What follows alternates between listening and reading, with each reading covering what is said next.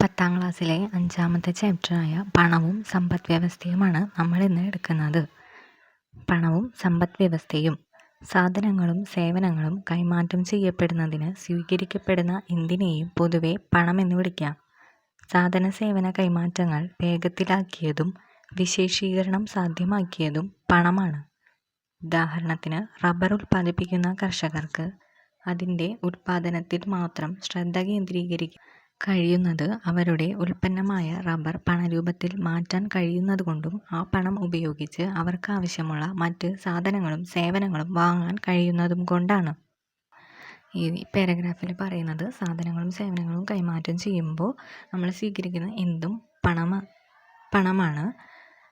സാധന സേവന കൈമാറ്റം വേഗത്തിലാക്കിയതും വിശേഷീകരണം സാധ്യമാക്കിയതും പണമാണ്. കാരണം അതിന് എക്സാമ്പിളാണ് പറയുന്നത്. ഒരു റബ്ബർ ഉൽപ്പാദിപ്പിക്കുന്ന കർഷകൻ ഉൽപ്പാദനത്തിൽ മാത്രം ശ്രദ്ധ കേന്ദ്രീകരിക്കാൻ കാരണം ആ റബ്ബർ വിറ്റിട്ട് ആൾക്ക് പണം കിട്ടും. ആ പണം ഉപയോഗിച്ചിട്ട് ആളുടെ ആവശ്യങ്ങൾ നിറവേറ്റാനായിട്ട് കഴിയും.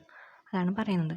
പണത്തിൻ്റെ രൂപങ്ങൾ അനുദിനം മാറിക്കൊണ്ടിരിക്കുമെങ്കിലും പണമില്ലാത്ത ഒരു സമ്പദ് വ്യവസ്ഥയെക്കുറിച്ച് നമുക്ക് ആലോചിക്കാൻ പോലും സാധിക്കില്ല. കാരണം ഉപഭോക്താക്കൾ, ഉൽപ്പാദകർ, വിതരണക്കാർ എന്നീ തലങ്ങളിൽ പണം മനുഷ്യജീവിതത്തെ സ്വാധീനിക്കുന്നു. സമ്പദ് വ്യവസ്ഥയിൽ പണത്തിൻ്റെ പ്രവർത്തനങ്ങൾ സുഗമമാക്കുന്നതിൽ മുഖ്യ പങ്ക് വഹിക്കുന്നത് ബാങ്കുകളാണ്. പണത്തിൻ്റെ ധർമ്മങ്ങളുടെ പശ്ചാത്തലത്തിൽ ഇത് പരിശോധിക്കാം. ജനങ്ങൾക്ക് സാധനങ്ങളും സേവനങ്ങളും വാങ്ങുന്നതിനും വിൽക്കുന്നതിനും വിവിധ സാധന സേവനങ്ങളുടെ വില താരതമ്യം ചെയ്യുന്നതിനും സമ്പാദ്യം, ആസ്തി എന്നിവയുടെ മൂല്യം ശേഖരിച്ചു വയ്ക്കുന്നതിനും വായ്പ നൽകുന്നതിനും കടം വാങ്ങുന്നതിനും പണം സഹായിക്കുന്നു. അപ്പോൾ ഇതിൽ പറയുന്നത് വിവിധ ആവശ്യങ്ങൾ നിറവേറ്റാൻ വേണ്ടിയിട്ട് പണം സഹായിക്കുന്നുണ്ട് എന്നാണ്. അടുത്തതാണ് നമുക്ക് ആവശ്യമുള്ളത് പണത്തിൻ്റെ പൊതുവായ ധർമ്മങ്ങൾ. അത് എന്തൊക്കെയാണെന്ന് നോക്കാം. പണത്തിൻ്റെ പൊതുവായ ധർമ്മങ്ങൾ: വിനിമയ ഉപാധി. സാധനങ്ങളും സേവനങ്ങളും വിറ്റ് പണമാക്കാനും ആ പണം ഉപയോഗിച്ച് ആവശ്യമുള്ള സാധനങ്ങളും സേവനങ്ങളും വാങ്ങുവാനും സാധിക്കും. ഉദാഹരണത്തിന്, അധ്വാനം പ്രദാനം ചെയ്ത് അതിൻ്റെ പ്രതിഫലം പണരൂപത്തിൽ വാങ്ങുവാനും അതുപയോഗിച്ച് സാധനങ്ങളും സേവനങ്ങളും വാങ്ങുവാനും സാധിക്കുന്നു. ഇങ്ങനെ സമ്പദ് വ്യവസ്ഥയിൽ എണ്ണമറ്റ ക്രയവിക്രയങ്ങൾ നടത്തുന്നതിന് പണത്തിൻ്റെ പങ്ക് നിർണായകമാണ്. ഇവിടെ പറയുന്നത്, അതായത് ഞാനിപ്പോൾ ഒരു ജോലി ചെയ്ത് എനിക്ക് ശമ്പളം വാങ്ങുന്നു. ആ ശമ്പളം ഞാൻ ഉപയോഗിച്ചിട്ട് എനിക്ക് ആവശ്യമുള്ള സാധനങ്ങളും സേവനങ്ങളും ഞാൻ വാങ്ങുന്നു. അതാണ് സാധനങ്ങളും സേവനങ്ങളും വാങ്ങാൻ വേണ്ടിയിട്ടുള്ള ഒരു ഉപാധി, വിനിമയ ഉപാധിയാണ് പണത്തിൻ്റെ ഒരു ധർമ്മം, വിനിമയ ഉപാധി. അടുത്ത ധർമ്മം മൂല്യം അളക്കുന്നതിനുള്ള ഉപാധി. മൂല്യം അളക്കുന്നതിനുള്ള ഉപാധി. എല്ലാ വസ്തുക്കളുടെയും മൂല്യം പണരൂപത്തിൽ പ്രകടിപ്പിക്കാൻ സാധ്യമാണ്. ബാർട്ടർ സമ്പ്രദായത്തിൽ ഒരു വസ്തുവിൻ്റെ മൂല്യം മറ്റൊരു വസ്തുവിൻ്റെ മൂല്യവുമായി താരതമ്യം ചെയ്യുക എളുപ്പമായിരുന്നില്ല. പണം രണ്ട് വസ്തുക്കളുടെ മൂല്യങ്ങളുടെ താരതമ്യം എളുപ്പമാക്കി. വസ്തുവിൻ്റെ മൂല്യം എന്നത് ക്രയവിക്രയ പ്രക്രിയയിൽ അതിന് നിശ്ചയിക്കപ്പെട്ട വിലയാണ്. ഇവിടെ പറയുന്നത് ഏതൊരു വസ്തുവിൻ്റെയും മൂല്യം പണരൂപത്തിൽ പറയാം. ഇപ്പോൾ നമ്മുടെ കയ്യിലിരിക്കുന്ന പേന, അതിന് നമുക്ക് പറയാം 5 രൂപയാണ് പേനയുടെ വില. അല്ലെങ്കിൽ കയ്യിലിരിക്കുന്ന ഫോണ് 50,000 രൂപയാണ് ഫോണിൻ്റെ വില. സ്വർണം 1,00,000ആണ് സ്വർണത്തിൻ്റെ വില. അങ്ങനെ ഏതൊരു വസ്തുവിൻ്റെയും മൂല്യം നമുക്ക് പണത്തിൽ പറയാനായിട്ട് സാധിക്കും. പക്ഷേ ബാർട്ടർ സമ്പ്രദായത്തിൽ അങ്ങനെ ആയിരുന്നില്ല. ഇപ്പോൾ എനിക്ക് കുറച്ച് അരി വേണമെന്നുണ്ടെങ്കിൽ എൻ്റെ കയ്യിലുള്ളത് ഒരു ചക്കയാണ്, ഞാൻ ആ ചക്ക കൊടുത്തിട്ട് അരി വാങ്ങും. അതിലങ്ങനെ മൂല്യം പറയാൻ പറ്റിയിരുന്നില്ല. അപ്പോൾ അതാണ് മൂല്യം അളക്കുന്നതിനുള്ള ഉപാധി എന്നതുകൊണ്ട് ഉദ്ദേശിക്കുന്നത്. ഏതൊരു വസ്തുവിൻ്റെയും മൂല്യം നമുക്ക് പണത്തിൻ്റെ രൂപത്തിൽ പറയാനായിട്ട് സാധിക്കും. വസ്തുക്കളുടെ മൂല്യം പണരൂപത്തിൽ അളക്കുന്നത് പോലെ പണത്തിൻ്റെ മൂല്യം മറ്റു വസ്തുക്കളുടെ രൂപത്തിലും പ്രകടിപ്പിക്കാവുന്നതാണ്. അതായത് വസ്തുക്കളുടെ മൂല്യം പണരൂപത്തിൽ നമ്മൾ പറഞ്ഞു. അതായത് ഇപ്പോൾ ഒരു പേനയുടെ വില 5 രൂപ. വസ്തുവാണ് പേന, പേനയുടെ വില 5 രൂപ. നമുക്കത് തിരിച്ചും പറഞ്ഞൂടെ, 5 രൂപയ്ക്ക് ഒരു പേന കിട്ടും എന്ന്. അപ്പോൾ അതാണ് ഇവിടെ ഉദ്ദേശിക്കുന്നത്. വസ്തുക്കളുടെ മൂല്യം പണരൂപത്തിൽ അളക്കുന്നത് പോലെ പണത്തിൻ്റെ മൂല്യം മറ്റു വസ്തുക്കളുടെ രൂപത്തിലും പ്രകടിപ്പിക്കാവുന്നതാണ്. പണത്തിൻ്റെ മൂല്യം എന്നത് അതിൻ്റെ വാങ്ങൽ ശേഷിയാണ്. സാധനങ്ങളുടെ വില വർദ്ധിക്കുമ്പോൾ പണത്തിൻ്റെ വാങ്ങൽ ശേഷി കുറയുകയും വില കുറയുമ്പോൾ പണത്തിൻ്റെ വാങ്ങൽ ശേഷി കൂടുകയും ചെയ്യും. പണത്തിൻ്റെ ക്രയശേഷിയിലുണ്ടാകുന്ന മാറ്റം അനുഭവപ്പെടുന്നത് സമ്പദ് വ്യവസ്ഥയിൽ പണപ്പെരുപ്പമോ പണച്ചുരുക്കമോ ഉണ്ടാകുമ്പോഴാണ്. അതായത് സാധനങ്ങളുടെ വില കൂടിക്കഴിഞ്ഞാൽ വാങ്ങൽ ശേഷി കുറയും. സാധനങ്ങളുടെ വില കൂടി, അപ്പോൾ നമ്മൾ വാങ്ങുന്നത് കുറയും. ഇപ്പോൾ വെളിച്ചെണ്ണയ്ക്കൊക്കെ നല്ല വിലയാണ്, അപ്പോൾ നമ്മൾ വെളിച്ചെണ്ണ വാങ്ങുന്നത് കുറച്ചു, അളവ് കുറച്ചു. ഇനി വില കുറയുമ്പോൾ പണത്തിൻ്റെ വാങ്ങൽ ശേഷി കൂടുകയും ചെയ്യും. അപ്പോൾ വെളിച്ചെണ്ണയുടെ വില കുറഞ്ഞു കഴിഞ്ഞാൽ നമ്മൾ എന്ത് ചെയ്യും? ഇപ്പോൾ 2-3 കിലോ വാങ്ങുന്നിടത്ത് ഒരു 5-6 കിലോ ഒക്കെ വാങ്ങി തുടങ്ങും. അങ്ങനെ പണത്തിൻ്റെ ക്രയശേഷിയിലുണ്ടാകുന്ന മാറ്റം അനുഭവപ്പെടുന്നത് സമ്പദ് വ്യവസ്ഥയിൽ പണപ്പെരുപ്പമോ പണച്ചുരുക്കമോ ഉണ്ടാകുമ്പോഴാണ്. അപ്പോൾ പണപ്പെരുപ്പം എന്ന് പറഞ്ഞു കഴിഞ്ഞാൽ എല്ലായിടത്തും പൈസ ഉണ്ടാവുക, അതാണ് പണപ്പെരുപ്പം. എല്ലാവരുടെ കയ്യിലും എല്ലായിടത്തും പൈസ ഉണ്ടാവുന്നത് പണപ്പെരുപ്പം. ആരുടെ കയ്യിലും പൈസ ഇല്ലാണ്ട് വരുമ്പോൾ അത് പണച്ചുരുക്കം. പണപ്പെരുപ്പം വരുമ്പോൾ സാധനങ്ങളുടെ വില കൂടുകയും പണം ചുരുക്കം വരുമ്പോൾ സാധനങ്ങളുടെ വില കുറയുകയും ചെയ്യും. മൂല്യശേഖര ഉപാധി. അടുത്ത ധർമ്മമാണ് മൂല്യശേഖര ഉപാധി. പണം എല്ലാവർക്കും സ്വീകാര്യമായ ഒന്നായതോടുകൂടി ഏതൊരു വസ്തുവിൻ്റെയും മൂല്യം പണരൂപത്തിൽ ശേഖരിച്ചു വയ്ക്കാൻ കഴിയുമെന്നായി. ബാർട്ടർ സമ്പ്രദായത്തിൽ ഇത് സാധ്യമായിരുന്നില്ല. ഇതിലൂടെ എളുപ്പത്തിൽ നശിച്ചു പോകുന്ന വസ്തുക്കൾ ഉൾപ്പെടെയുള്ളവയുടെ മൂല്യം പണരൂപത്തിലേക്കോ ആസ്തിയിലേക്കോ മാറ്റി ഭാവിയിൽ പ്രയോജനപ്പെടുത്താൻ സാധിക്കുന്നു. ഇവിടെ പറയുന്നത് ഏത് വസ്തുവിൻ്റെ മൂല്യം പണരൂപത്തിൽ ശേഖരിച്ച് വെക്കാനായിട്ട് സാധിക്കും. അപ്പോൾ നമ്മൾ ഭാവിയിലേക്ക് വേണ്ടി സ്വർണ്ണമോ സ്ഥലമോ ഒക്കെ വാങ്ങി വയ്ക്കുന്ന കാര്യമാണ് പറയുന്നത്. മൂല്യശേഖര ഉപാധി. അപ്പോൾ 3 ധർമ്മങ്ങളാണ് നമ്മൾ ഇതുവരെ പഠിച്ചത്. വിനിമയ ഉപാധി, സാധനവും സേവനമൊക്കെ വാങ്ങാനും ഒക്കെ ആവശ്യത്തിന് വേണ്ടി പണം ഉപയോഗിക്കുന്നു. പിന്നെ മൂല്യം അളക്കാനുള്ള ഒരു ഉപാധിയാണെന്ന് പറഞ്ഞു. പിന്നെ മൂല്യശേഖര ഉപാധിയാണെന്നും പറഞ്ഞു. അടുത്തത് ഭാവിയിലുള്ള കൊടുക്കൽ വാങ്ങലുകളുടെ ഉപാധി. ആധുനിക കാലത്ത് പല വ്യാപാരങ്ങളും നടക്കുന്നത് പണമിടപാട് തീർക്കുന്നതിനുള്ള സാവകാശം ലഭിക്കുന്നു എന്നതുകൊണ്ടാണ്. നിലവിലെ സാധന സേവന കൈമാറ്റങ്ങളുടെ പണമിടപാടുകൾ പിന്നീട് തീർക്കാം എന്നത് പൊതുവെ ഉപഭോക്താക്കളും വിൽപ്പനക്കാരും അംഗീകരിക്കാറുണ്ട്. വായ്പ കൊടുക്കുന്നതിൻ്റെയും വായ്പ വാങ്ങുന്നതിൻ്റെയും മൂല്യം പണത്തിൽ അളക്കുന്നത് സാധ്യമാണ്. ഇത് ഹ്രസ്വകാല ദീർഘകാല വ്യാപാര ഇടപാടുകൾക്ക് ഏറെ സഹായകരമാണ്. അപ്പോൾ പൈസ കൊടുത്ത് തീർക്കുന്നതിനുള്ള സാവകാശം നമുക്ക് ലഭിക്കുന്നുണ്ട്. പിന്നീട് തീർക്കാമെന്ന് ഉപഭോക്താക്കൾ വിൽപ്പനക്കാരൊക്കെ അംഗീകരിക്കേണ്ടതാണ്. EMIയും ഇൻസ്റ്റാൾമെൻറ്റിലൊക്കെ ഓരോ സാധനങ്ങൾ വാങ്ങുന്നതിനെ പറ്റിയിട്ടാണ് ഇവിടെ പറയുന്നത്. അടുത്തത് പണം സമ്പദ് വ്യവസ്ഥയിൽ പ്രവർത്തിക്കുന്നത് എങ്ങനെ. സമ്പദ് വ്യവസ്ഥയെ ചലിപ്പിക്കുന്നതും അതിൻ്റെ പ്രവർത്തനങ്ങളെ വേഗത്തിലാക്കുന്നതും പണമാണ്. ഉൽപ്പാദനം, വിതരണം, ഉപഭോഗം എന്നീ സാമ്പത്തിക പ്രവർത്തനങ്ങളെ ത്വരിതപ്പെടുത്തുന്നതും ക്രയവിക്രയങ്ങളെ വേഗത്തിലാക്കി സമ്പദ് വ്യവസ്ഥയെ ശക്തിപ്പെടുത്തുന്നതും പണമാണ്. ഇതെങ്ങനെയാണെന്ന് ഇതിൻ്റെ ഒരു ഉദാഹരണം നോക്കാം. അതായത് സമ്പദ് വ്യവസ്ഥയെ ചലിപ്പിക്കുന്നതും അതിൻ്റെ പ്രവർത്തനങ്ങളെ വേഗത്തിലാക്കുന്നതും ഒക്കെ പണമാണ്. ഉൽപ്പാദനം, വിതരണം, ഉപഭോഗം എന്നീ സാമ്പത്തിക പ്രവർത്തനങ്ങളെ ത്വരിതപ്പെടുത്തുന്നതും ക്രയവിക്രയങ്ങളെ വേഗത്തിലാക്കി സമ്പദ് വ്യവസ്ഥയെ ശക്തിപ്പെടുത്തുന്നതും പണമാണ്. അതിൻ്റെ എക്സാമ്പിളാണ് പറയുന്നത്. പ്രാഥമിക മേഖലയിലെ ഒരു സാമ്പത്തിക പ്രവർത്തനമാണല്ലോ നെല്ലുൽപാദനം. നെല്ല് ഉൽപ്പാദിപ്പിക്കുന്ന കർഷകർക്ക് രാസവളങ്ങൾ, വിത്തിനങ്ങൾ, കീടനാശിനികൾ, യന്ത്രസാമഗ്രികൾ, തൊഴിലാളികൾ എന്നിവയെല്ലാം ആവശ്യമായി വന്നേക്കാം. കർഷകർ വളം, യന്ത്രസാമഗ്രികൾ എന്നിവയ്ക്കായി പണം ചെലവഴിക്കുമ്പോൾ അത് വ്യാവസായിക മേഖലയിലെ ഉൽപ്പാദകരുടെ വരുമാന മാർഗമായി തീരുന്നു. ഉൽപ്പാദനം എന്ന് പറയുന്നത് സെക്കൻഡറിയിൽ ഉള്ളതാണ്, ദ്വിതീയ മേഖലയിലുള്ളതാണ്. പ്രാഥമിക മേഖലയിലാണ് നെല്ലുൽപാദനം. ആ നെല്ലുൽപാദനത്തിന് ആവശ്യമുള്ള ദ്വിതീയ മേഖലയിലുള്ള സാധനങ്ങളാണ് കർഷകരുടെ വളവും യന്ത്രസാമഗ്രികളൊക്കെ. അപ്പോൾ പ്രാഥമിക മേഖലയിലെ കർഷകർ ഈ വളം, യന്ത്രസാമഗ്രി വാങ്ങുമ്പോൾ അത് ദ്വിതീയ മേഖലയിലുള്ളവർക്ക് ഒരു വരുമാന മാർഗമായി തീരുന്നു. ഈ ഉൽപ്പാദിപ്പിച്ച നെല്ല് വിപണിയിലെത്തിക്കാൻ ഗതാഗത സൗകര്യത്തെ ആശ്രയിക്കുമ്പോൾ അത് സേവനദാതാക്കളുടെ വരുമാന മാർഗമായി തീരുന്നു. അപ്പോൾ ഗതാഗതം ഉപയോഗിക്കുമ്പോൾ അത് തൃതീയ മേഖലയിലേക്കുള്ള ഒരു വരുമാനമായിട്ട് മാറുന്നു. അതാണ് പറയുന്നത്. വ്യാവസായിക മേഖലയ്ക്കും സേവന മേഖലയ്ക്കും വരുമാനമായി ലഭിച്ച പണം വീണ്ടും സമ്പദ് വ്യവസ്ഥയിൽ ചെലവഴിക്കപ്പെടുന്നു. ഇങ്ങനെ സമ്പദ് വ്യവസ്ഥയിൽ ചെലവഴിക്കപ്പെടുന്ന ഓരോ കറൻസിയും വീണ്ടും കൈമാറ്റം ചെയ്യപ്പെട്ടുകൊണ്ടിരിക്കുന്നു. എത്ര തവണ കൈമാറ്റം ചെയ്യപ്പെടുന്നു എന്നതിനനുസരിച്ച് സമ്പദ് വ്യവസ്ഥയിലെ ക്രയവിക്രയങ്ങളും വർദ്ധിക്കുന്നു. അപ്പോൾ ഓരോ കറൻസിയും കൈമാറ്റം ചെയ്യപ്പെട്ടുകൊണ്ടിരിക്കുകയാണ്. എത്ര തവണ കൈമാറ്റം ചെയ്യപ്പെടുന്നോ അത് നോക്കിയിട്ട് ക്രയവിക്രയങ്ങളും വർദ്ധിക്കുന്നു. അടുത്തത് പണത്തിൻ്റെ ഒരു യൂണിറ്റ് ഒരു നിശ്ചിത സമയത്തിനുള്ളിൽ എത്ര തവണ കൈമാറ്റം ചെയ്യപ്പെടുന്നു എന്നത് പണത്തിൻ്റെ ചാക്രിക പ്രവേഗം എന്നറിയപ്പെടുന്നു. പണത്തിൻ്റെ ഒരു യൂണിറ്റ് ഒരു നിശ്ചിത സമയത്തിനുള്ളിൽ എത്ര തവണ കൈമാറ്റം ചെയ്യപ്പെടുന്നു എന്നത് പണത്തിൻ്റെ ചാക്രിക പ്രവേഗം അല്ലെങ്കിൽ velocity of circulation of money എന്നറിയപ്പെടുന്നു. പണത്തിൻ്റെ ചാക്രിക പ്രവേഗം കൂടുന്നത് സാമ്പത്തിക വളർച്ച ത്വരിതപ്പെടുത്തുന്നതിനെയും പണത്തിൻ്റെ ചാക്രിക പ്രവേഗം കുറയുന്നത് സാമ്പത്തിക വളർച്ച മന്ദീഭവിക്കുന്നതിനെയും സൂചിപ്പിക്കുന്നു. ചാക്രിക പ്രവേഗം കൂടിയാൽ സാമ്പത്തിക വളർച്ച കൂടി, ചാക്രിക പ്രവേഗം കുറഞ്ഞാൽ സാമ്പത്തിക വളർച്ച കുറഞ്ഞു എന്നാണ് സൂചിപ്പിക്കുന്നത്.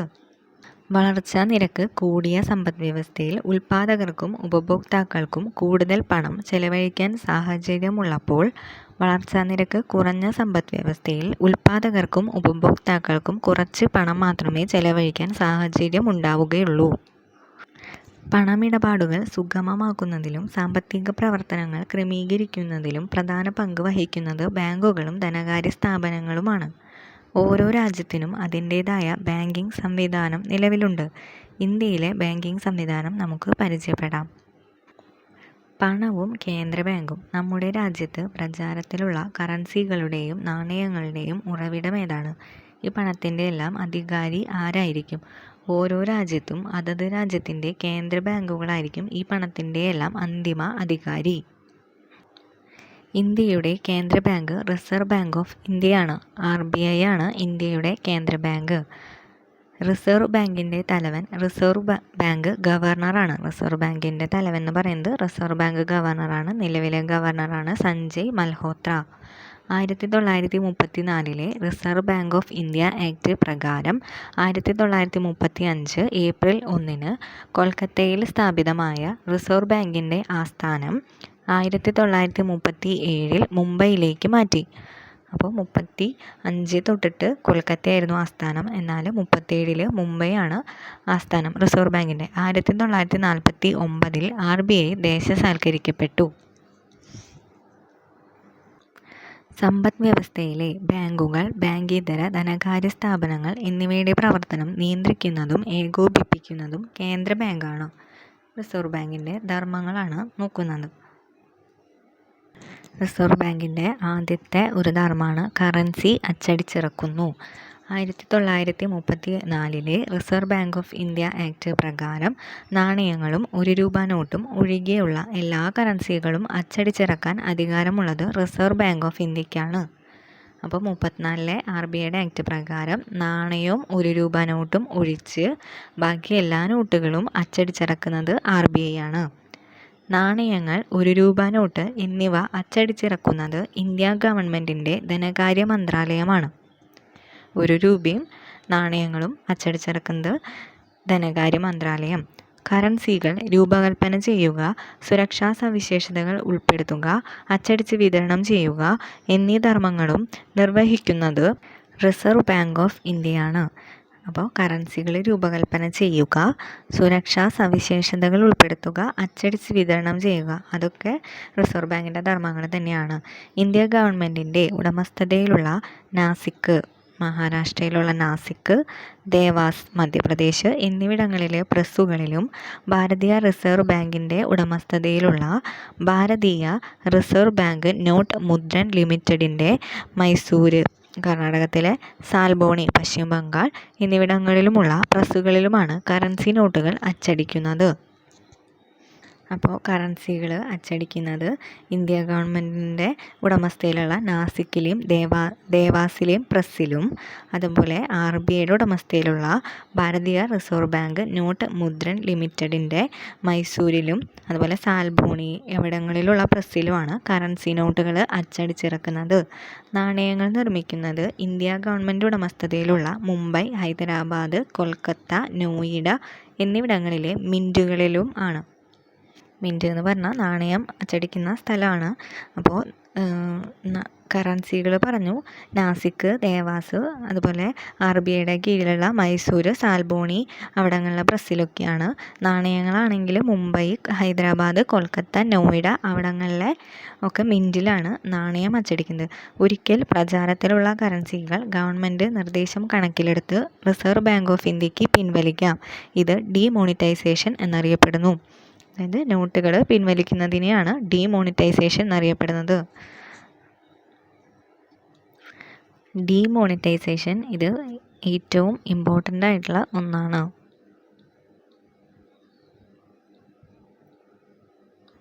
2016 നവംബർ 8-നാണ് ഇന്ത്യയിൽ അടുത്ത കാലത്തായി ഡീമോണിറ്റൈസേഷൻ നടപ്പിലാക്കിയത്. 2016 നവംബർ 8-ന് ഡീമോണിറ്റൈസേഷൻ അടുത്ത കാലത്ത് നടപ്പിലാക്കി. അഴിമതി, കള്ളപ്പണം, ഭീകരവാദം, വ്യാജ കറൻസികൾ എന്നിവ തടയുകയായിരുന്നു ഉദ്ദേശ്യം. അപ്പോൾ ഡീമോണിറ്റൈസേഷൻ്റെ ലക്ഷ്യങ്ങൾ അഴിമതി, കള്ളപ്പണം, ഭീകരവാദം, വ്യാജ കറൻസി ഒക്കെ തടയുക. അന്നുവരെ നിലവിലുണ്ടായിരുന്ന 500 രൂപ, 1000 രൂപ എന്നീ കറൻസി നോട്ടുകൾ ലീഗൽ ടെൻഡർ അല്ല എന്ന് പ്രഖ്യാപിച്ചു. ലീഗൽ ടെൻഡർ അല്ല എന്ന് പറഞ്ഞു കഴിഞ്ഞാൽ അതിനി നിയമപരമായിട്ട് മൂല്യമൊന്നുമില്ല. അതൊരു കടലാസ് കഷ്ണത്തിൻ്റെ വാല്യൂ ആണ് അതിനുള്ളൂ. അത് ഉണ്ടെങ്കിൽ പൈസയാന്ന് പറഞ്ഞിട്ട് കടയിൽ കൊടുത്തു കഴിഞ്ഞാൽ അത് സ്വീകരിക്കേണ്ട ആവശ്യമൊന്നുമില്ല. അതാണ് ലീഗൽ ടെൻഡർ അല്ല എന്ന് പ്രഖ്യാപിച്ചതിൻ്റെ അർത്ഥം എന്ന് പറയുന്നത്. അതിന് മൂല്യമില്ല, കടലാസ് കഷ്ണമായി, അത്രയേ ഉള്ളൂ. 500 രൂപയുടെയും 2000 രൂപയുടെയും പുതിയ കറൻസികൾ അച്ചടിച്ചിറക്കി പൊതുജനങ്ങൾക്ക് ഡിക്ലറേഷൻ ഇല്ലാതെ 2016 ഡിസംബർ 31 വരെ പഴയ കറൻസി നോട്ടുകൾ ബാങ്കുകളിലും ഡിക്ലറേഷനോട് കൂടി 2017 മാർച്ച് 31 വരെ RBIയിലും നിക്ഷേപിക്കാൻ അവസരം ഉണ്ടായിരുന്നു. അപ്പോൾ ഇന്ത്യയിൽ അവസാനമായിട്ട് ഡീമോണിറ്റൈസേഷൻ നടപ്പിലാക്കിയത് 2016 നവംബർ 8-നാണ്. ലക്ഷ്യങ്ങൾ അഴിമതി, കള്ളപ്പണം, ഭീകരവാദം, വ്യാജ കറൻസി അതൊക്കെ തടയുക എന്നുള്ള ഉദ്ദേശത്തിലായിരുന്നു. 500 രൂപ, 1000 രൂപയുടെയും ലീഗൽ ടെൻഡറാണ് അല്ലാന്ന് പ്രഖ്യാപിച്ചത്. അതിന് പകരം 500-ൻ്റെയും 2000-ൻ്റെയും പുതിയ കറൻസി കൊണ്ടുവന്നു. പിന്നെ പൊതുജനങ്ങൾക്ക് ഡിക്ലറേഷൻ ഇല്ലാണ്ട് 2016 ഡിസംബർ 31 വരെയും ഡിക്ലറേഷനോട് കൂടി 2017 മാർച്ച് 31 വരെയും RBIയിൽ നിക്ഷേപിക്കാനായിട്ട് അവസരം ഉണ്ടായിരുന്നു. നമ്മൾ മുന്നേ പറഞ്ഞു 1 രൂപ നോട്ടും നാണയങ്ങളും ഒഴികെയാണ് RBI അച്ചടിക്കുന്നത്. നാണയങ്ങളും 1 രൂപ നോട്ടും ഒക്കെ ധനകാര്യ മന്ത്രാലയമാണ് അച്ചടിച്ചിറക്കുന്നത്. അത് നോക്കാം. 1 രൂപ നോട്ടും നാണയങ്ങളും അച്ചടിക്കുന്നത് ആര്? 1835 മുമ്പ് ഇന്ത്യയിൽ രൂപയും നാണയങ്ങളും പണത്തിൻ്റെ മറ്റു രൂപങ്ങളും ഉപയോഗിക്കപ്പെട്ടിരുന്നു. 1 രൂപ നോട്ടും നാണയങ്ങളും ഇന്ത്യ ഗവൺമെൻറ് അച്ചടിച്ചിറക്കുന്നതിന് ചരിത്രപരമായ കാരണങ്ങളുണ്ട്. 1835 ചരിത്ര കൺവെൻഷനാണ് ബ്രിട്ടീഷ് ഇന്ത്യയിൽ ഈസ്റ്റ് ഇന്ത്യ കമ്പനിക്ക് 1835 പേപ്പർ കറൻസി ആക്ട് പ്രകാരം പേപ്പർ കറൻസി അച്ചടിക്കാൻ അനുമതി നൽകിയത്. വ്യാപാരം, വാണിജ്യം എന്നിവ സുഗമമാക്കുകയായിരുന്നു ലക്ഷ്യം. 1835 കൺവെൻഷൻ, 35 പേപ്പർ കറൻസി ആക്ട് പ്രകാരം. അപ്പോൾ 1835 മുമ്പ് ഇന്ത്യയിൽ നാണയങ്ങളും പണത്തിൻ്റെ മറ്റു രൂപങ്ങളൊക്കെ നിലവിലുണ്ടായിരുന്നു. പിന്നെ 1835 ഒരു കൺവെൻഷൻ നടന്നു. ആ കൺവെൻഷനാണ് ബ്രിട്ടീഷ് ഈസ്റ്റ് ഇന്ത്യ കമ്പനിക്ക് നാണയമൊക്കെ പേപ്പർ കറൻസി അച്ചടിക്കാനുള്ള അനുമതി നൽകിയത്. അത് ഏത് ആക്ട് പ്രകാരമാണ്? 1835 പേപ്പർ കറൻസി ആക്ട് പ്രകാരമാണ്. അതിൻ്റെ ലക്ഷ്യങ്ങൾ വ്യാപാരം, വാണിജ്യമൊക്കെ സുഗമമാക്കുക എന്നതായിരുന്നു. അടുത്തത് 1906 കോയിനേജ് ആക്ട്, 2011 കോയിനേജ് ആക്ട് എന്നിവ നാണയങ്ങൾ അച്ചടിച്ചിറക്കാനുള്ള അധികാരം കേന്ദ്ര ഗവൺമെൻറ്റിനാണ് നൽകിയിരിക്കുന്നത്. 1906 കോയിനേജ് ആക്ട് പ്രകാരവും 2011 ആക്ട് പ്രകാരവും നാണയം അച്ചടിക്കാനുള്ള അധികാരം കേന്ദ്ര ഗവൺമെൻറ്റിനാണ് നൽകിയത്. ഇന്ത്യ ഗവൺമെൻറ് ഈ അധികാരം നിലനിർത്തുന്നതിനാലാണ് 1 രൂപ നോട്ടും നാണയങ്ങളും അച്ചടിച്ചിറക്കുന്നത്. അപ്പോൾ ഈ 2 ആക്ട് പ്രകാരമുള്ള അധികാരം കേന്ദ്ര ഗവൺമെൻറ്റിനാണ് നാണയങ്ങൾ അച്ചടിക്കാൻ കൊടുത്തിരുന്നത്. ഈ അധികാരം ഇന്ത്യ ഗവൺമെൻറ് ഇപ്പോഴും നിലനിർത്തുന്നത് കൊണ്ടാണ് നമ്മുടെ ധനകാര്യ മന്ത്രാലയം 1 രൂപ നോട്ട് നാണയങ്ങളൊക്കെ അച്ചടിച്ചിറക്കുന്നത്. അടുത്ത RBIയുടെ ധർമ്മമാണ് ബാങ്കുകളുടെ ബാങ്കായി പ്രവർത്തിക്കുന്നു. റിസർവ് ബാങ്ക് ഓഫ് ഇന്ത്യ ബാങ്കുകളുടെ ബാങ്കായി പ്രവർത്തിക്കുന്നു. ആപത്ഘട്ടങ്ങളിൽ ബാങ്കുകൾക്ക് അടിയന്തര വായ്പകൾ നൽകുക, ബാങ്കുകളുടെ കരുതൽ ധനശേഖരം സൂക്ഷിക്കുക, ബാങ്കുകൾ തമ്മിലുള്ള ഇടപാടുകൾ തീർക്കുന്നതിന് സഹായിക്കുക എന്നിവയെല്ലാം ചെയ്യുന്നത് റിസർവ് ബാങ്ക് ഓഫ് ഇന്ത്യയാണ്. എന്താണ്? ബാങ്കുകളുടെ ബാങ്കായിട്ടാണ് പ്രവർത്തിക്കുന്നത്.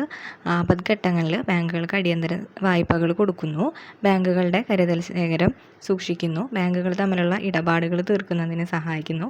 അതൊക്കെ ചെയ്യുന്നതും RBI ആണ്. അപ്പോൾ RBIയുടെ 2 ധർമ്മമാണ് പഠിച്ചത്. 1 കറൻസി അച്ചടിച്ചിറക്കുന്നതും, 2 ബാങ്കുകളുടെ ബാങ്കായി പ്രവർത്തിക്കുന്നു. 3-മതാണ് പണത്തിൻ്റെ അളവും വായ്പയും നിയന്ത്രിക്കുന്നു.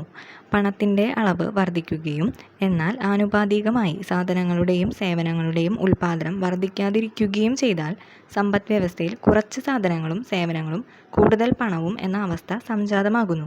ഇത് സാധനങ്ങളുടെയും സേവനങ്ങളുടെയും വില വർധനവിന് കാരണമാകുന്നു. സാധനങ്ങളുടെയും സേവനങ്ങളുടെയും പൊതു വില നിലവാരം വർദ്ധിക്കുന്നത് പണപ്പെരുപ്പം എന്നറിയപ്പെടുന്നു. അതായത് പണത്തിൻ്റെ അളവ് കൂടുകയും അതിന് ആനുപാതികമായിട്ട് സാധനങ്ങളും സേവനങ്ങളുടെയും ഉൽപ്പാദനം കൂടാണ്ടിരുന്നാൽ എന്ത് സംഭവിക്കും? കുറച്ച് സാധന സേവനങ്ങളും ആവും, കൂടുതൽ പണവും ആവും. കുറച്ച് സാധനങ്ങളാവുമ്പോൾ എന്തായാലും അതിന് റേറ്റ് കൂടും. അപ്പോൾ സാധന സേവനങ്ങളുടെ വില കൂടും. അപ്പോൾ എന്തുണ്ടാവും? പണപ്പെരുപ്പം സംഭവിക്കും. ഇന്ത്യയിൽ പണപ്പെരുപ്പം കണക്കാക്കുന്നത് ഉപഭോക്തൃ വില സൂചിക ഉപയോഗിച്ചാണ്. അത് പഠിക്കണം. പണപ്പെരുപ്പം ചോദ്യം വരാൻ ചാൻസ് ഉണ്ട്. പണപ്പെരുപ്പം കണക്കാക്കുന്നത് ഉപഭോക്തൃ വില സൂചിക ഉപയോഗിച്ച്, consumer price index. Ministry of statistics and programme ഇംപ്ലിമെൻറ്റേഷന് കീഴിലുള്ള നാഷണൽ സ്റ്റാറ്റിസ്റ്റിക്കൽ ഓഫീസാണ് ഇത് തയ്യാറാക്കുന്നത്. അതും പഠിക്കണം. ആരാണ്? Ministry of statistics and programme ഇംപ്ലിമെൻറ്റേഷന് കീഴിലുള്ള നാഷണൽ സ്റ്റാറ്റിസ്റ്റിക് ഓഫീസ്, NSO. സമ്പദ് വ്യവസ്ഥയിൽ പണപ്പെരുപ്പം ക്രമാതീതമായി വർദ്ധിച്ചാൽ അത് പണത്തിൻ്റെ ക്രയശേഷി കുറയുന്നതിന് കാരണമാകുകയും സാമ്പത്തിക വളർച്ച, ഉൽപ്പാദനം എന്നിവയെ പ്രതികൂലമായി ബാധിക്കുകയും ചെയ്യുന്നു. അതിനാൽ പണപ്പെരുപ്പം നിയന്ത്രിക്കപ്പെടേണ്ടതാണ്. പണപ്രദാനത്തിൻ്റെ അളവ് കൂടുന്നതാണ് പണപ്പെരുപ്പത്തിന് ഒരു കാരണം. റിസർവ് ബാങ്ക് നമ്മുടെ സമ്പദ് വ്യവസ്ഥയിലെ ആകെ പണത്തിൻ്റെ അളവിനെ കാണുന്നത് M1, M2, M3, M4 എന്നീ രൂപങ്ങളിലാണ്. അവ ഓരോന്നും എന്താണെന്ന് നമുക്ക് നോക്കാം. M1 എന്ന് പറയുന്നത് പൊതുജനങ്ങളുടെ കൈവശമുള്ള നാണയങ്ങളും കറൻസി നോട്ടുകളും വാണിജ്യ ബാങ്കുകളിലെ സമ്പാദ്യ നിക്ഷേപവുമാണ്. M1 എന്ന് പറഞ്ഞാൽ പൊതുജനങ്ങളുടെ കൈവശമുള്ള നാണയം, കറൻസി നോട്ട്, വാണിജ്യ ബാങ്കിൻ്റെ സമ്പാദ്യ നിക്ഷേപം. M2 എന്ന് പറഞ്ഞു കഴിഞ്ഞാൽ ഈ M1, അതായത് പൊതുജനങ്ങളുടെ കൈവശമുള്ള നാണയങ്ങളും കറൻസി നോട്ടുകളും വാണിജ്യ ബാങ്കിലെ സമ്പാദ്യ നിക്ഷേപവും പ്ലസ് പോസ്റ്റ് ഓഫീസ് സേവിങ്സ് ബാങ്കിലെ സമ്പാദ്യ നിക്ഷേപവും ചേർന്നതാണ് M2 എന്ന് പറയുന്നത്. M1 പൊതുജനങ്ങളുടെ കൈവശമുള്ള നാണയം, കറൻസി, വാണിജ്യ ബാങ്കിലെ സമ്പാദ്യ നിക്ഷേപം. M2 എന്ന് പറയുന്നത് ഈ M1 plus post office savings ബാങ്കിലെ സമ്പാദ്യ നിക്ഷേപം. ഇനി M3 എന്ന് പറയുന്നത് M1 പ്ലസ് വാണിജ്യ ബാങ്കിലെ അറ്റ സ്ഥിര നിക്ഷേപം. M3 എന്ന് പറഞ്ഞു കഴിഞ്ഞാൽ M1, അതായത് പൊതുജനങ്ങളുടെ കൈവശമുള്ള നാണയവും കറൻസിയും വാണിജ്യ ബാങ്കിലെ സമ്പാദ്യ നിക്ഷേപവും അതിൻ്റെ കൂടെ വാണിജ്യ ബാങ്കിലെ അറ്റ സ്ഥിര നിക്ഷേപവും ചേർന്നതാണ് M3. M4 എന്ന് പറഞ്ഞാൽ M3, അതായത് M1 പ്ലസ് വാണിജ്യ ബാങ്കിലെ അറ്റ സ്ഥിര നിക്ഷേപവും അതിൻ്റെ കൂടെ പോസ്റ്റ് ഓഫീസിലെ മൊത്ത നിക്ഷേപം, അതായത് നാഷണൽ സേവിങ് സർട്ടിഫിക്കറ്റ് ഒഴികെയുള്ളതും ചേർത്തതാണ് M4 എന്ന് പറയുന്നത്. M3 പ്ലസ് പോസ്റ്റ് ഓഫീസിലെ മൊത്ത നിക്ഷേപം, അതിൽ നാഷണൽ സേവിങ് സർട്ടിഫിക്കറ്റ് ഉൾപ്പെടില്ല. ഇതിൽ M1, M2 എന്ന് പറയുന്നത് ഇടുങ്ങിയ പണം, നേരോ മണി. പൊതുജനങ്ങളുടെ കൈവശമുള്ള നാണയവും കറൻസിയും വാണിജ്യ ബാങ്കിലെ സമ്പാദ്യ നിക്ഷേപം നേരോ മണിയാണ്. അതിൻ്റെ കൂടെ M2വും, അതായത് M1 plus post office savings ബാങ്കിലെ സമ്പാദ്യ നിക്ഷേപം, അതാണ് നേരോ മണി അല്ലെങ്കിൽ ഇടുങ്ങിയ പണം എന്നറിയപ്പെടുന്നത്. M3, M4 എന്നത് വിശാല പണം, ബ്രോഡ് മണി എന്നും അറിയപ്പെടുന്നു. M3 എന്ന് പറഞ്ഞു കഴിഞ്ഞാൽ M1 പ്ലസ് വാണിജ്യ ബാങ്കിലെ അറ്റ സ്ഥിര നിക്ഷേപവും M4 എന്ന് പറഞ്ഞാൽ M3 പ്ലസ് പോസ്റ്റ് ഓഫീസിലെ മൊത്ത നിക്ഷേപവും ചേർന്നതാണ്. ബാങ്കുകൾ അനിയന്ത്രിതമായി വായ്പകൾ നൽകുന്നത് സമ്പദ് വ്യവസ്ഥയിലെ പണപ്രദാനം വർദ്ധിക്കുന്നതിനും പണപ്പെരുപ്പത്തിനും കാരണമാകുന്നു. ഇത് നിയന്ത്രിക്കേണ്ടതാണ്. വായ്പകൾ നിയന്ത്രിക്കുന്നതിന് RBI അളവുപരമായ ഉപാധികൾ, ഗുണപരമായ ഉപാധികൾ എന്നിവ ഉപയോഗിക്കുന്നു. അപ്പോൾ വായ്പ നിയന്ത്രിക്കാനുള്ള RBIയുടെ 2 ഉപാധികളാണ് അളവുപരമായ ഉപാധിയും ഗുണപരമായ ഉപാധികളും. അളവുപരമായ ഉപാധികളിൽ പെടുന്നതാണ് ബാങ്ക് നിരക്കിൽ മാറ്റം വരുത്തുക, ബാങ്ക് റേറ്റിൽ മാറ്റം വരുത്തുക, റിസർവ് ബാങ്കിൻ്റെ നിരക്കിൽ മാറ്റം വരുത്തുക, റിസർവ് നിരക്കുകളിൽ മാറ്റം വരുത്തൽ, പിന്നെ പരസ്യ വിപണി പ്രവർത്തനങ്ങൾ. അപ്പം അളവുപരമായ ഉപാധിയിൽ ബാങ്ക് റേറ്റിൽ മാറ്റം വരുത്തുക, റിസർവ് റേറ്റിൽ മാറ്റം വരുത്തുക, പരസ്യ വിപണി പ്രവർത്തനം. ഗുണപരമായ ഉപാധികളിൽ മാർജിൻ ആവശ്യകത, ധാർമ്മിക പ്രേരണ. ഇപ്പോൾ നമ്മൾ ഈ പറഞ്ഞതൊക്കെ ഡിഗ്രി ലെവലിന് ചോദിക്കുന്നതാണ്. ഈ അളവുപരമായ ഉപാധിയിലെ ബാങ്ക് റേറ്റ്, അതുപോലെ റിസർവ് റേറ്റ്, അതുപോലെ പരസ്യ വിപണി പ്രവർത്തനം, ഓപ്പൺ മാർക്കറ്റ് ഓപ്പറേഷൻ എന്നൊക്കെ കേട്ടിട്ടുണ്ടാവും. അതൊക്കെ ഡിഗ്രി ലെവൽ പേപ്പറിലുള്ള ചോദ്യങ്ങളാണ്. അപ്പോൾ ഈ ഭാഗം എന്തായാലും നന്നായിട്ട് പഠിച്ചിരിക്കുക. അടുത്തത് നോക്കാം. ബാങ്ക് നിരക്കുകളിൽ മാറ്റം വരുത്തിയും റിസർവ് നിരക്കുകളിൽ ഒന്നായ കരുതൽ ധനാനുപാതത്തിൽ മാറ്റം വരുത്തിയും RBI പണപ്പെരുപ്പം നിയന്ത്രിക്കുന്നത് എങ്ങനെയാണെന്ന് നോക്കാം. റിപ്പോ റേറ്റ്, റിവേഴ്സ് റിപ്പോ എന്നിവയാണ് പ്രധാനപ്പെട്ട ബാങ്ക് റേറ്റ്. അപ്പോൾ ബാങ്ക് റേറ്റിൽ പെടുന്നതാണ് റിപ്പോ റേറ്റും റിവേഴ്സ് റിപ്പോ റേറ്റും. അതെന്താണെന്ന് നോക്കാം. റിപ്പോ റേറ്റ് വാണിജ്യ ബാങ്കുകൾ റിസർവ് ബാങ്കുകളിൽ നിന്നും വായ്പ എടുക്കുമ്പോൾ ഈടാക്കുന്ന പലിശ നിരക്കാണ് റിപ്പോ റേറ്റ്. അതായത് വാണിജ്യ ബാങ്കിൽ പൈസ ഇല്ലാണ്ടാവുമ്പോൾ RBIയുടെ നിന്ന് കടം വാങ്ങും. ആ കടം വാങ്ങുന്നതിന് എപ്പോഴും ഒരു പലിശ ഉണ്ടായിരിക്കും. അപ്പോൾ ആ പലിശ നിരക്കിനാണ് റിപ്പോ റേറ്റ് എന്ന് പറയുന്നത്. അതായത് വാണിജ്യ ബാങ്കുകൾ RBIയിൽ നിന്ന് ഒരു പൈസ കടം വാങ്ങും. ആ കടം വാങ്ങിയ പൈസയ്ക്ക് RBI ചുമത്തുന്ന പലിശ നിരക്കിനാണ് റിപ്പോ റേറ്റ് എന്ന് പറയുന്നത്. അടുത്തത് റിവേഴ്സ് റിപ്പോ റേറ്റ്. വാണിജ്യ ബാങ്കുകൾ റിസർവ് ബാങ്കിൽ നിക്ഷേപിക്കുന്ന പണത്തിന് നൽകുന്ന പലിശയാണ് റിവേഴ്സ് റിപ്പോ റേറ്റ്. അതായത് വാണിജ്യ ബാങ്കുകളിൽ വരുന്ന ഡെപ്പോസിറ്റിൻ്റെ ഒരു നിശ്ചിത ഭാഗം RBIയിൽ സൂക്ഷിക്കണമെന്ന് ഒരു നിയമമുണ്ട്. ആ നിയമം അനുസരിച്ച് വാണിജ്യ ബാങ്കിൽ വരുന്ന പൈസയിൽ നിന്ന് കുറച്ച് ഭാഗം RBIയിൽ കൊണ്ട് ഡെപ്പോസിറ്റ് ചെയ്യും. ആ ഡെപ്പോസിറ്റ് ചെയ്ത പൈസയ്ക്ക് പലിശ RBI കൊടുക്കും. അതിനാണ് റിവേഴ്സ് റിപ്പോ എന്ന് പറയുന്നത്. അതായത് നമ്മളിപ്പോൾ ഫിക്സ്ഡ് ഡെപ്പോസിറ്റൊക്കെ നമ്മുടെ ബാങ്കിലൊക്കെ ചെയ്യുന്നുണ്ട്. നമ്മൾ ആ ഫിക്സ്ഡ് ഡെപ്പോസിറ്റ് ഇടുമ്പോൾ നമുക്ക് പലിശ കിട്ടുന്നുണ്ട്. അതുപോലെ വാണിജ്യ ബാങ്കുകളുടെ പൈസ RBIയിൽ സൂക്ഷിക്കുമ്പോൾ RBI ആ സൂക്ഷിച്ച പൈസയ്ക്ക് ഇത്തിരി പലിശ കൊടുക്കും. ആ പലിശ നിരക്കിനെയാണ് റിവേഴ്സ് റിപ്പോ നിരക്ക് എന്ന് പറയുന്നത്. അടുത്ത ഭാഗം മനസ്സിലാക്കി വെക്കേണ്ട ഒരു ഭാഗമാണ്. അപ്പോൾ നിങ്ങൾ ശ്രദ്ധിച്ചിരിക്കുക. മനസ്സിലാവാത്തവരുണ്ടെങ്കിൽ വീണ്ടും വീണ്ടും കേൾക്കുക. ഉദാഹരണത്തിന്, അതായത് എന്താണ് നമ്മൾ പറഞ്ഞു നിർത്തിയത്? പണപ്പെരുപ്പം കൂടിക്കഴിഞ്ഞാൽ അതെങ്ങനെയാണ് കുറയ്ക്കുക എന്നുള്ള വഴികളാണ് ഇവിടെ പറഞ്ഞത്. അതായത് ഉദാഹരണത്തിന് പണപ്പെരുപ്പം നിയന്ത്രണാതീതമായി വർദ്ധിക്കുന്നുവെന്നിരിക്കട്ടെ. അതായത് പണപ്പെരുപ്പം കൂടുക, എല്ലാവരുടെ കയ്യിലും പൈസ അങ്ങനെ കൂടിക്കൊണ്ടേയിരിക്കുക. അപ്പോൾ RBI എന്ത് ചെയ്യും എന്നാണ് നോക്കുക. റിപ്പോ, റിവേഴ്സ് റിപ്പോ നിരക്കുകളിൽ RBI വർധനവ് വരുത്തും. അതായത് റിപ്പോ റേറ്റും റിവേഴ്സ് റിപ്പോ റേറ്റും RBI കൂട്ടും അങ്ങട്. റിപ്പോ റേറ്റ് കൂടിയാൽ എന്താ സംഭവിക്കാമെന്ന് നോക്കാം. റിപ്പോ റേറ്റ് എന്ന് പറഞ്ഞു കഴിഞ്ഞാൽ എന്താണ് പറഞ്ഞത്? വാണിജ്യ ബാങ്കുകൾ RBIയിൽ നിന്നും ലോൺ എടുക്കുമ്പോൾ ആ ലോണിന് RBI ഈടാക്കുന്ന പലിശയാണ് റിപ്പോ റേറ്റ് എന്ന് പറയുന്നത്. അപ്പോൾ റിപ്പോ റേറ്റ് കൂട്ടി എന്ന് വെച്ച് കഴിഞ്ഞാൽ പലിശ, ലോൺ എടുക്കുമ്പോൾ ഉണ്ടാവുന്ന പലിശ നിരക്ക് കൂട്ടി. ഇപ്പോൾ നമ്മൾ ഒരാളുടെ നിന്ന് പൈസ കടം മേടിക്കാമെന്ന് വിചാരിക്കുക. ആൾ കത്തി പലിശയ്ക്കാണ് അത് ആ പൈസ കൊടുക്കുന്നതെന്നുണ്ടെങ്കിൽ നമ്മൾ വാങ്ങില്ല. പലിശ കുറവുള്ള ആൾക്കാരുടെ നിന്നാണ് നമ്മൾ കടം വാങ്ങുക. അതുപോലെ തന്നെ വാണിജ്യ ബാങ്കും RBI ആ പലിശ നിരക്ക് കൂട്ടിയപ്പോൾ വാണിജ്യ ബാങ്കുകൾ ലോൺ എടുക്കുന്നത് കുറച്ചു. അപ്പോൾ വാണിജ്യ ബാങ്കുകളുടെയിലും പൈസ ഇല്ല, പക്ഷെ ലോൺ എടുക്കണമില്ല. വാണിജ്യ ബാങ്കുകളുടെ കയ്യിൽ പൈസ ഇല്ലാത്തതുകൊണ്ടാണ് RBIയുടെ നിന്ന് ലോൺ എടുക്കാൻ പോയത്. പക്ഷേ RBI പലിശ നിരക്ക് കൂട്ടിയപ്പോൾ വാണിജ്യ ബാങ്കുകൾ ലോൺ എടുക്കുന്നത് കുറച്ചു. വാണിജ്യ ബാങ്ക് വഴിയാണ് നമുക്ക് പൈസ കിട്ടുന്നത്. അപ്പോൾ വാണിജ്യ ബാങ്ക് ലോൺ എടുക്കൽ കുറച്ചപ്പോൾ നമുക്കും ലോൺ എടുക്കാൻ പറ്റില്ല. നമ്മുടെ കയ്യിൽ എത്തുന്ന പൈസയുടെ അളവും കുറയും. അങ്ങനെയാണ് റിപ്പോ റേറ്റ് കൂടിക്കഴിഞ്ഞാൽ പണപ്പെരുപ്പം നിയന്ത്രിക്കുന്നത്. അങ്ങനെയാണ്. അതായത് റിപ്പോ റേറ്റ് കൂടി, അപ്പോൾ വാണിജ്യ ബാങ്ക് RBIയിൽ നിന്ന് ലോൺ എടുക്കുന്നത് കുറച്ചു. വാണിജ്യ ബാങ്കിൻ്റെ കയ്യിൽ പൈസ ഇല്ല, ലോൺ എടുക്കുന്നത് കുറയ്ക്കുകയും ചെയ്തു. നമുക്ക് വാണിജ്യ ബാങ്കിൽ നിന്ന് ലോൺ എടുക്കാനായിട്ട് പറ്റില്ല, കാരണം വാണിജ്യ ബാങ്കിൻ്റെ കയ്യിലും പൈസ ഇല്ല. അപ്പോൾ നമ്മുടെ കയ്യിലും പൈസ എത്തുന്നത് കുറഞ്ഞു.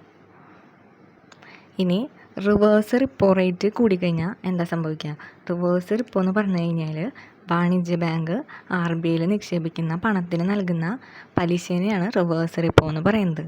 അപ്പോൾ ആ റിവേഴ്സ് റിപ്പോൻ്റെ പലിശ കൂട്ടിക്കഴിഞ്ഞാൽ വാണിജ്യ ബാങ്ക് എന്ത് ചെയ്യും? കൂടുതൽ പൈസ RBIയിൽ കൊണ്ട് നിക്ഷേപിക്കും. അപ്പോൾ കൂടുതൽ പലിശ കിട്ടുമല്ലോ എന്ന് വിചാരിച്ചിട്ട് കൂടുതൽ പൈസ RBIയിൽ ഡെപ്പോസിറ്റ് ചെയ്യും.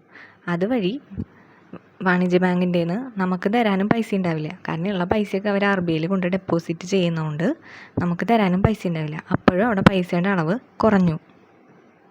മനസ്സിലായി എന്ന് വിചാരിക്കുന്നു. അടുത്തത് നോക്കാം. RBI നിരക്കുകൾ മാറ്റുമ്പോൾ വാണിജ്യ ബാങ്കുകളും ഈ നിരക്കുകളിൽ മാറ്റം വരുത്തുന്നു. RBIയുടെ റേറ്റ് മാറ്റുമ്പോൾ അതുപോലെ തന്നെ വാണിജ്യ ബാങ്കും റേറ്റുകളൊക്കെ മാറ്റും. നമ്മൾ വാണിജ്യ ബാങ്കിൽ നിന്ന് ലോൺ എടുക്കുമ്പോൾ ആ ലോൺ എടുക്കുന്ന പൈസയ്ക്കും എന്ത് ചെയ്യും, അവർ കൂടുതൽ പലിശ വയ്ക്കും. അപ്പോൾ നമ്മൾ ലോൺ എടുക്കാണ്ടാവും, നമ്മുടെ കയ്യിൽ പൈസ എത്തില്ല. ഇനിയിപ്പോൾ വാണിജ്യ ബാങ്ക് ഈ ഫിക്സഡ് ഡെപ്പോസിറ്റിനും നമ്മുടെ എല്ലാ ഡെപ്പോസിറ്റിനും പലിശ നിരക്ക് കൂട്ടിക്കഴിഞ്ഞാൽ നമ്മുടെ കയ്യിലുള്ള എല്ലാ പൈസയും നമ്മൾ ബാങ്കിൽ കൊണ്ട് നിക്ഷേപിക്കും. അപ്പോൾ അതുവഴി പൈസ കുറയും.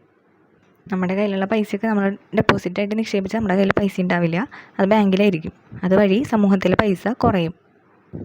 ഈ നിരക്കുകൾ കൂടുമ്പോൾ വാണിജ്യ ബാങ്കുകൾക്ക് വായ്പയ്ക്ക് ലഭ്യമായ പണത്തിൻ്റെ അളവ് കുറയുന്നു.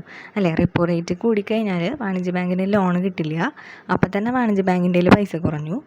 അതുപോലെ തന്നെ വാണിജ്യ ബാങ്കിൽ വരുന്ന ഡെപ്പോസിറ്റിൻ്റെ കൂടുതൽ ഭാഗവും RBIയിൽ കൊണ്ട് നിക്ഷേപിക്കും, കൂടുതൽ പലിശ കിട്ടുമല്ലോ എന്ന് വിചാരിച്ചിട്ട്. അപ്പോഴും വാണിജ്യ ബാങ്കിന് ലോൺ കൊടുക്കാനായിട്ട് പൈസ ഉണ്ടാവില്ല. വായ്പയ്ക്ക് ലഭ്യമായ പണത്തിൻ്റെ അളവ് കുറയുന്നു. കാരണം റിവേഴ്സ് റിപ്പോ റേറ്റ് കൂടുതലാകുമ്പോൾ വാണിജ്യ ബാങ്കുകൾക്ക് റിസർവ് ബാങ്കിൽ നിക്ഷേപിക്കുന്ന പണത്തിൻ്റെ അളവ് കൂടും. റിവേഴ്സ് റിപ്പോ കൂടിക്കഴിഞ്ഞാൽ അതുപോലെ റിപ്പോ റേറ്റ് വർദ്ധിക്കുമ്പോൾ പൊതുജനങ്ങൾ എടുക്കുന്ന വായ്പയുടെ അളവ് കുറയുന്നു.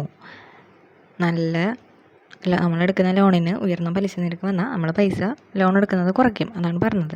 അതുമൂലം സമ്പദ് വ്യവസ്ഥയിൽ ലഭ്യമായിരുന്ന പണത്തിൻ്റെ അളവ് കുറയുകയും ചെയ്യും.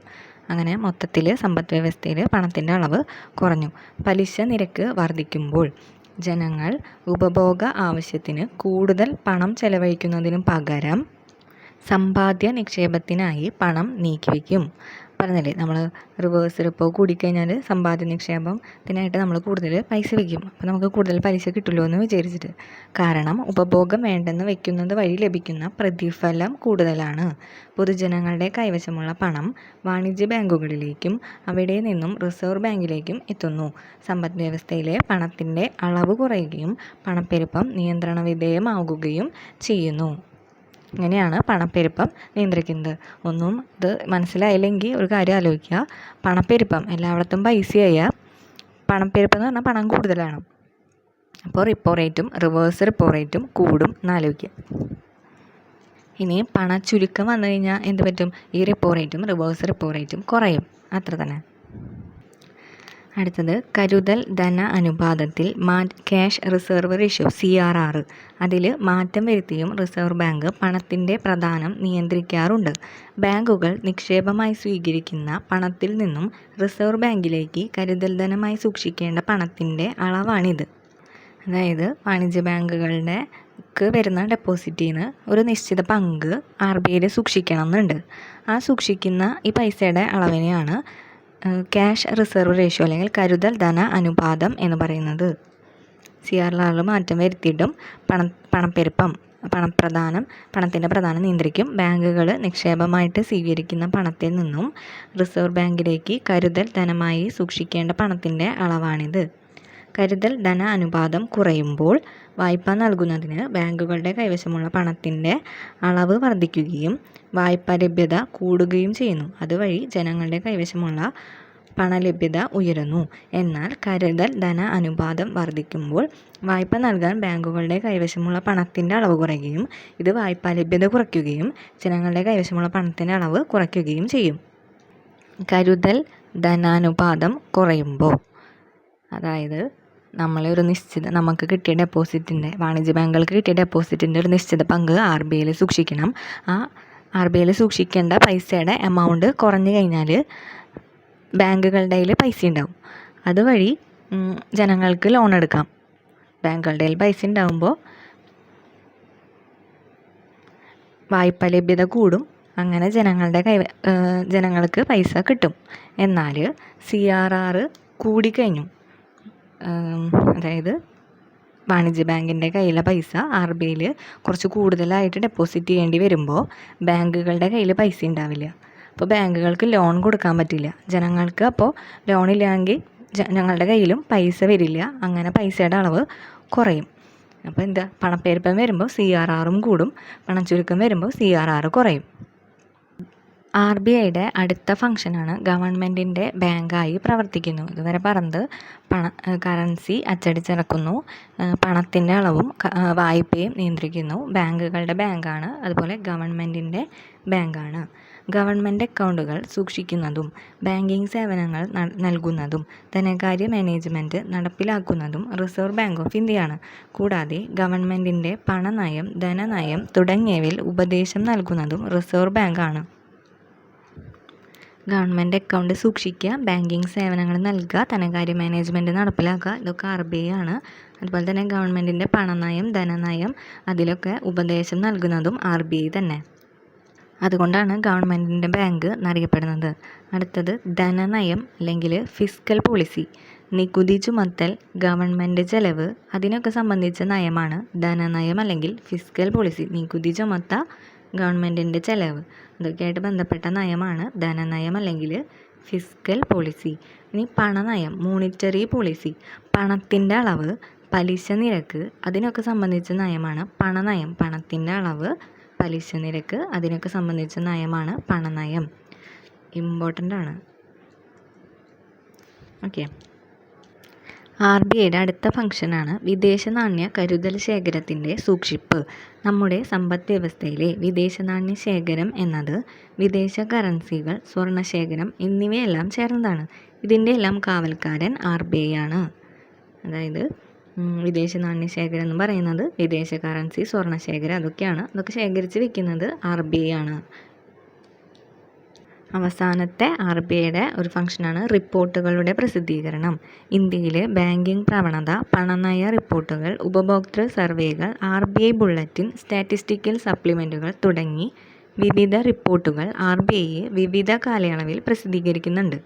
അപ്പോൾ റിപ്പോർട്ടൊക്കെ പ്രസിദ്ധീകരിക്കുന്നത് RBI ആണ്.